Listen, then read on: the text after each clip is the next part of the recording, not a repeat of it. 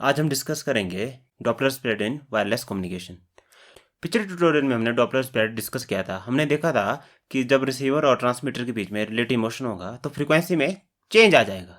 जो हमें transmitter frequency भेजेगा रिसीवर को उससे कुछ डिफरेंट फ्रीक्वेंसी मिलेंगे depending upon direction of motion and speed of motion. आज हम देखेंगे कि डॉपलर स्प्रेड के कारण हमारा चैनल का एनवायरनमेंट चेंज हो जाएगा। जितनी ज़्यादा स्पीड से हमारा रिसीवर मूव करेगा उतनी जल्दी हमारा चैनल का एनवायरनमेंट चेंज होगा और उसके कारण हमारे पास फास्ट फेडिंग की प्रॉब्लम आएंगी। हमारे पास दो टाइप की फेडिंग होंगी, slow fading and fast fading, जो कि डॉपलर स्प्रेड के कारण आएंगी। तो आज हम ये डिस्कस करेंगे। तो जो हमारा वायरलेस एनवायरनमेंट होता है इसमें बहुत से ऑब्जेक्ट्स होते हैं लाइक ट्रीज, बसेस, बिल्डिंग्स। तो वायरलेस एनवायरनमेंट में रिसीवर को सिग्नल बहुत से पास से पहुंचता है जिन्हें बोलते हैं हम मल्टी पास। और हमारे पास एक फेडिंग कोएफिशिएंट h, ये टर्म सामने आ जाती है i is equal to 0 to l minus 1 ai e raised to 1 minus j 2 pi fc tau i। ये फैक्टर हमारे मल्टीपाथ एनवायरनमेंट को शो करता है और इसी फैक्टर से हम जब इनपुट सिग्नल को मल्टीप्लाई करेंगे तो हमारे पास आउटपुट सिग्नल आता है। ये सब हमने अपने mathematical model of wireless channel वाले ट्यूटोरियल में डिस्कस कर लिया डिटेल में। अब मोशन की वजह से क्या होगा, जब हमारा रिसीवर मूव करेगा उस वजह से h की वैल्यू हमारी चेंज होगी टाइम के साथ। हमारा वायरलेस एनवायरनमेंट चेंज होगा और साथ में h की वैल्यू भी, यानी कि h क्या होता है, फेडिंग कोएफिशिएंट। तो मोशन की वजह से h की वैल्यू भी चेंज होंगी टाइम के साथ, वो चीज़ देखते हैं। अब हमारा रिसीवर यहाँ पे, अब ये मूव करते हुए यहाँ पहुँच जाता है, मूव करते करते ये यहाँ पहुँच गया। अब इसके लिए कंडीशन चेंज होगी। अब इस केस में मल्टीपाथ इस तरह का था, अब जब इस पोजीशन पे आ गया तो वायरलेस एनवायरनमेंट इसके लिए चेंज हो गया। अब इसको सिग्नल कुछ अलग डिलेस के बाद पहुँचेगा। अभी यहाँ से इस इतने डिले के बाद पहुँच रहा है, बस से कुछ और डिले के बाद पहुँच रहा है, बिल्डिंग से कुछ और डिले के बाद पहुँच रहा है। तो अब इसके लिए पाथ चेंज हो गए पोजीशन चेंज होने की वजह से, और जितनी ज़्यादा स्पीड से मूव करेंगे पाथ चेंज उतना फास्ट होगा। अब ये फर्दर यहाँ पहुँच जाता है, फिर फर्दर चेंज आ जाएगा इसके पास में मल्टीपाथ इन्वायरमेंट में। तो जितनी ज़्यादा हाई स्पीड से मूव कर रहा है उतनी ज़्यादा इसके मल्टीपल इन्वायरमेंट में चेंज आ रहा है। Faster the speed of mobile receiver, जितना तेज जाएगा faster the change in multipath environment. Okay, तो मोशन की वजह से इसका इन्वायरमेंट, मल्टीपथ इन्वायरमेंट चेंज हो रहा है और वो हमारे फेडिंग कोएफिशिएंट में भी रिफ्लेक्ट होगा। फेडिंग कोएफिशिएंट में क्यों रिफ्लेक्ट होगा, क्योंकि हमारा अब डिले चेंज हो रहा है टाइम के साथ। टॉ आई क्या शो करता था, डिले ऑफ ith पाथ, ये हमने देख लिया था। तो जैसे जैसे इसकी पोजीशन चेंज होगी तो डिले ऑफ ith पाथ भी चेंज होगा। हर पाथ से जो डिले है वो चेंज होगा। अब ये delay of ith path time के साथ कांस्टेंट नहीं है, चेंज हो रहा है। It is a function of time. Tau I will become function of time, delay of ith path. और इसको हम कैसे शो कर सकते हैं, हम इसको शो कर सकते हैं tau i minus v cos theta t divided by c. V क्या है, वेलोसिटी, कि कितनी स्पीड है हमारे मूविंग ऑब्जेक्ट की, कितनी स्पीड से मूव कर रहा है। सी क्या है इसमें, स्पीड ऑफ लाइट। और कॉस थीटा क्या है, angle between receiver and transmitter. ये फैक्टर हमने अपने पिछले डॉपलर स्प्रेड वाले ट्यूटोरियल में डिस्कस कर लिया है। ओके, तो जितनी ज़्यादा स्पीड होगी हमारे मूविंग ऑब्जेक्ट की उतनी जल्दी हमारा डिले चेंज होगा। डिले ऑफ ith पाथ उतना जल्दी चेंज होगा। अब delay of ith path is a function of time, it is varying with time. तो अगर इस फैक्टर को हम यहाँ पुट कर देंगे अपने फेडिंग कोएफिशिएंट में तो हमारा फेडिंग कोएफिशिएंट क्या बन जाएगा, h will become equal to summation i is equal to 0 to l minus 1 ai e raise to power minus j 2 pi fc। Tau i की जगह क्या पुट करेंगे हम, tau i t, because our mobile receiver is moving, minus v cos theta t divided by c. और ये factor आ जाएगा h will become equal to summation i is equal to 0 to l minus 1 ai attenuation of ith path minus e raise to power minus j 2 pi fc tau i e raise to power j 2 pi fc v cos theta t upon c. अगर आपको fading coefficient के बारे में नहीं पता है तो मेरे mathematical model of wireless channel जरूर देखें दोबारा। और ये फैक्टर क्या शो करता है, ये शो करता है डॉपलर शिफ्ट। ये हमने अपने पिछले ट्यूटोरियल में देख लिया है। This is Doppler shift f c into v cos theta upon c. तो हमारा एच बन जाएगा, h will be equal to summation i is equal to 0 to l minus 1 a i e raise to power minus j 2 pi f c tau i into e raise to power j 2 pi f d Doppler shift into time period. तो ये हमारा factor motion के कारण जो मल्टीपाथ environment change हो रहा है उसी को डिनोट कर रहा है। जितने तेज हमारा रिसीवर मूव करेगा उतना जल्दी हमारा चैनल का इन्वायरमेंट चेंज होगा। जितना फास्ट हमारा ऑब्जेक्ट मूव करेगा उतना ज़्यादा हमारा डॉपलर शिफ्ट आएगा, उतना जल्दी हमारा एच फीडिंग कोएफिशिएंट चेंज हो रहा होगा। और अगर फीडिंग कोएफिशिएंट चेंज होगा तो आउटपुट सिग्नल भी चेंज होगा, क्योंकि आउटपुट सिग्नल क्या होता है, output is equal to input into feeding coefficient. Okay, तो हमारा फीडिंग कोएफिशिएंट चेंज होगा तो हमारा जो रिसीवर को आउटपुट मिला वो भी चेंज होगा। ये फैक्टर क्या शो कर रहा है, that feeding coefficient is time varying.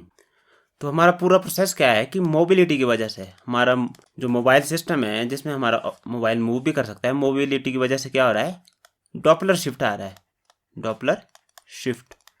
और डॉपलर शिफ्ट की वजह से क्या हो रहा है, हमारा फीडिंग कोएफिशिएंट चेंज हो रहा है, यानी कि हमारा वायरलेस चैनल टाइम वेरिंग हो जा रहा है, टाइम के साथ चेंज हो जा रहा है। Such a time varying system is a challenge for designer. क्यों? क्योंकि इसके कारण फास्ट फेडिंग की प्रॉब्लम आ जाएंगी। अब हमारे पास एक टर्म आएंगी जिसको हम बोलेंगे कोहेरेंस टाइम। कोहेरेंस टाइम से हमें पता चलेगा कि कोई चैनल हमारा फास्ट फेडिंग चैनल है या स्लो फेडिंग चैनल है, हमारा चैनल बड़े फास्ट चेंज हो रहा है या स्लोली चेंज हो रहा है। तो अब इस टर्म को देखते हैं हम, कोहेरेंस टाइम को, उसको डेरिव करते हैं। इस फैक्टर को कंसीडर करो, e raise to power j 2 pi f d t, इसको हम बोलेंगे फेज फैक्टर, जो कि टाइम वेरिंग नेचर को रिप्रेजेंट कर रहा है। At time t is equal to 0, अगर टी की वैल्यू हम 0 पुट करें तो हमारा फेज क्या आ जाएगा, ये फैक्टर क्या आ जाएगा, e raise to power j 0 is equal to cos 0 plus iota sine 0, यानी कि 1 आ जाएगा। और time t is equal to 1/4 F d consider करें हम, उस टाइम पे हमारा फेज कितना आ जाएगा, अगर टी की वैल्यू हम 1/4 एफ डी पुट करें, it will be equal to e raise to power j 2 pi divided by 4 f d, दिया आया e raise to power j pi over 2, ठीक है। और ये बन गया कॉस π/2 प्लस आयोटा साइन π/2, यानी कि जे। तो हमारा time t is equal to 0 और time t is equal to 1/4 F D के बीच में हमारे फेज में चेंज आ गया। यहाँ पे हमारा फेज 1 था और इस टाइम पे हमारा फेज j बन गया। ओके, तो हम लिख सकते हैं that channel has changed significantly from time t is equal to 0 to time t is equal to 1/4 F D, क्योंकि हमारे फेज में 1 और j का चेंज आ गया। यहाँ पे हमारा प्योरली रियल है और यहाँ पे हमारा प्योरली इमेजिनरी है। और इसी फैक्टर को हम 1/4 एफ डी को हम कोहेरेंस टाइम बोलेंगे, कोहेरेंस टाइम बोलेंगे। कोहेरेंस टाइम क्या है, ऐसा टाइम जितने में हमारा चैनल में चेंज सिग्निफिकेंट है। Okay, in coherence time channel has change significantly, इस टाइम पीरियड के अंदर हमारे चैनल में काफी चेंज आ जाएगा, इसे ही हम कोहेरेंस टाइम बोलेंगे। अब इसके फिजिकल मायने क्या है, how does coherence time affect our life, तो वो देख लेते हैं। What is the physical significance of coherence time within this time period, within coherence time period, इसको हम टीसी से डिनोट करेंगे। Within coherence time our channel will be approximately constant. तो अगर हम ये सिंबल ट्रांसमिट कर रहे हैं 0 1 0 0 1 0 1 1 0 0, और ये क्या डिनोट कर रहा है, हमारा सिंबल पीरियड, हमारा सिंबल पीरियड। तो अगर हमारा सिंबल पीरियड कोहेरेंस टाइम से ज़्यादा है, अगर हमारा सिंबल पीरियड कोहेरेंस टाइम से ज़्यादा है, तो इसका क्या मतलब हुआ कि विद इन सिंबल ड्यूरेशन हमारा चैनल चेंज हो जाएगा। विद इन सिंबल ड्यूरेशन हमारा वायरलेस एनवायरनमेंट चेंज हो चुका है, उस कारण से हमारे रिसीवर पे डिस्टॉर्शन आ सकती है, हमें करप्टेड इंफॉर्मेशन पहुंच सकती है, क्योंकि इस पीरियड के अंदर अंदर ही हमारा चैनल का इन्वायरमेंट है वो उसमें सिग्निफिकेंट चेंज आ गया, उसमें सिग्निफिकेंट चेंज आ गया। तो अगर हमारा symbol period greater than coherence time है, then we will have problem of distortion, we will get corrupted information. ऐसा क्यों हो रहा है? क्योंकि आवर चैनल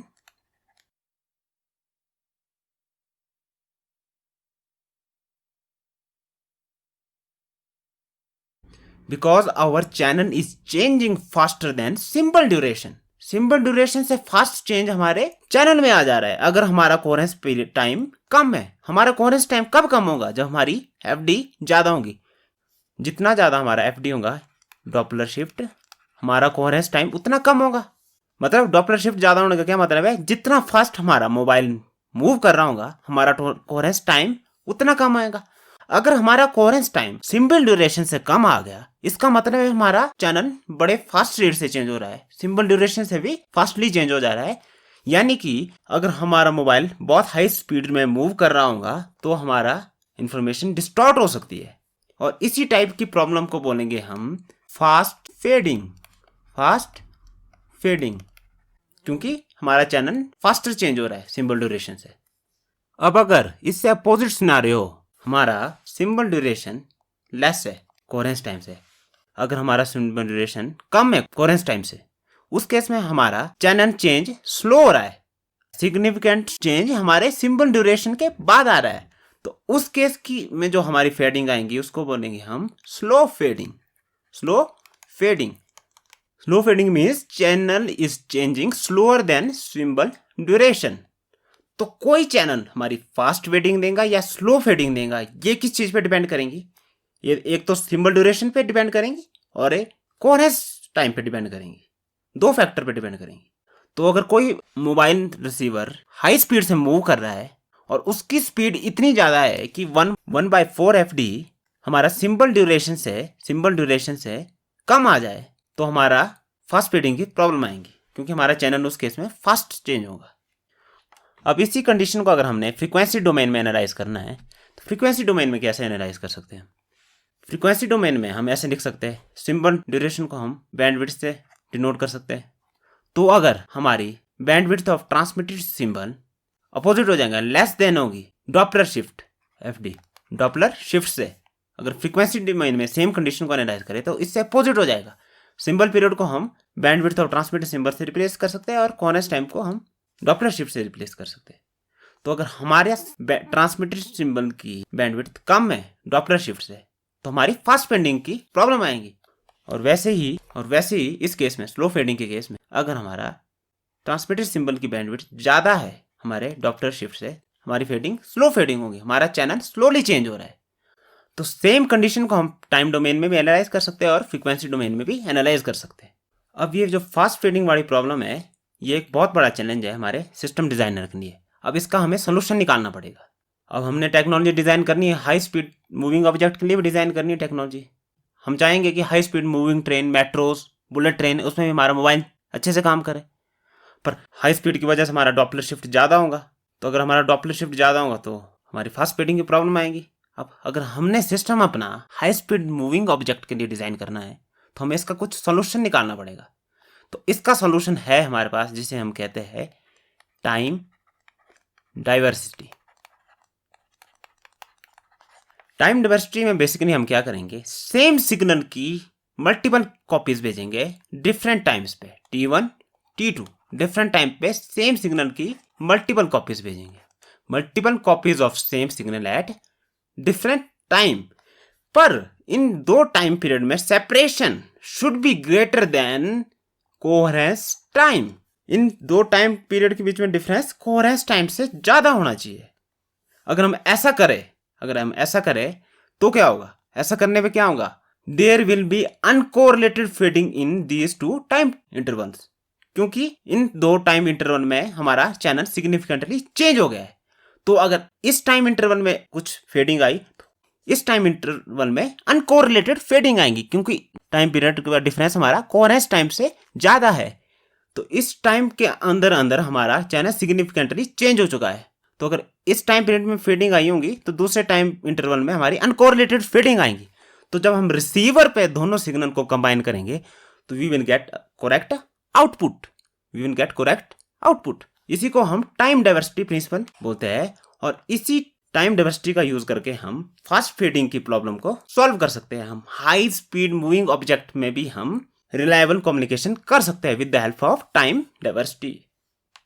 तो आई होप आज आपको अच्छे से पता चल गया होगा कि हमारी मोशन की वजह से कैसे हमारा वायरलेस एनवायरनमेंट चेंज हो रहा है और उस चेंज की वजह से हमारे पास फास्ट फीडिंग की प्रॉब्लम आ जा रही है और उस फास्ट फीडिंग की प्रॉब्लम को हम with the help of time diversity solve कर सकते हैं। तो आज का ट्यूटोरियल हम यहीं ख़त्म करते हैं। आई होप आज का ट्यूटोरियल आपको अच्छा लगा होगा। कैसा लगा ये ट्यूटोरियल ये जरूर कमेंट कीजिए और आपका कोई क्वेश्चन हो, कोई क्वेरी हो, कोई सजेशन हो वो भी कमेंट कीजिए। Meet you in next tutorial.